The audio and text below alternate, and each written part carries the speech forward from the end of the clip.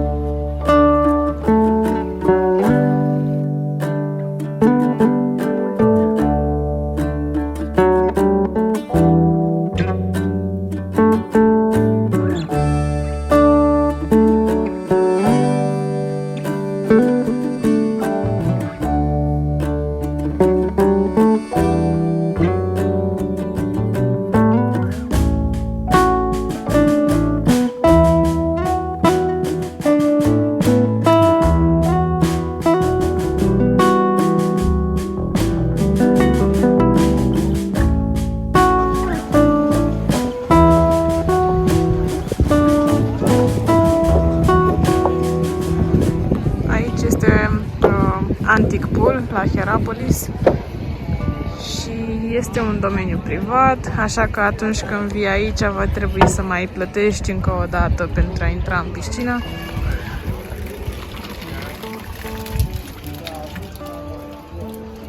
Cam așa arată, lumea aruncă cu bani pe unde poate. Dau banii afară din casă.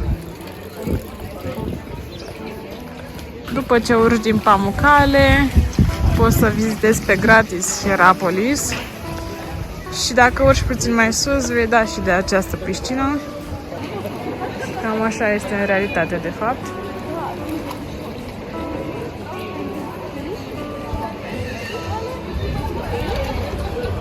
Terase.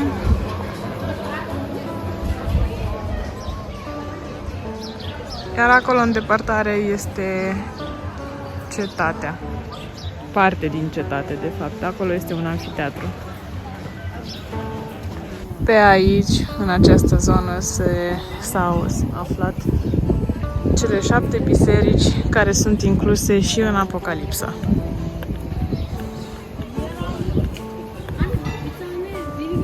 Nu în mod special în Hierapolis, ci în orașul, în cetatea vecină, Laodicea. În Laodicea venea apă termală din Hierapolis, Hierapolis fiind un centru cunoscut medical. Și pe apeducte venea apă termală de aici. Însă când ajungeam la Laodicea, apa deja era călâie. Iar din cealaltă cetate vecină, Coloseo, venea apă rece, apă potabilă, iar aceasta nu ajungea rece, ajungea la fel, călâie, De aici și asocierea pe care o face Iisus Hristos în Apocalipsa cu credința laodicienilor.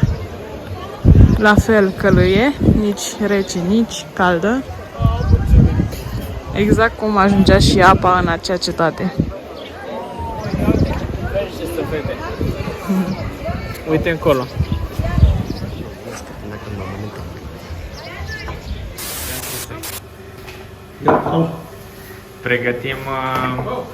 Pregătim mâncarea noi. Ne-a lăsat să vedem cum se gătește. Ok. Ok.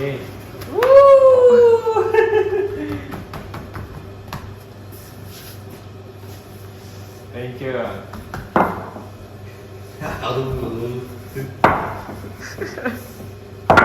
Yes, that's it. It's too big. Șef? Nereden geliyormuş? Memleket. Nu înțeleg, ai tot adus. Nasıl diyeyim sana? Baş. Romanyalı bunlar. Kardeşlerim. Ok. Hi guys. Hello! Hello. Hello, Sao. Good morning. Yeah, listen. Yeah, good. Next level. Next level. Trebuie să mai dai cu de-asta, mă, uite, dau și eu așa, cu puțină, cu puțină. Gördün mü? Football team, Galatasaray. Galatasaray. Çıkıldao, Moruțan, Hagi. Moruțan! Ia, Moruțan. Cred că asta e delicios. Asına bak. A băgat-o? Da, uite acolo cum arată. Mamă, dacă dau mai cu torul. Furkan tadı basıyor falan bu sushi.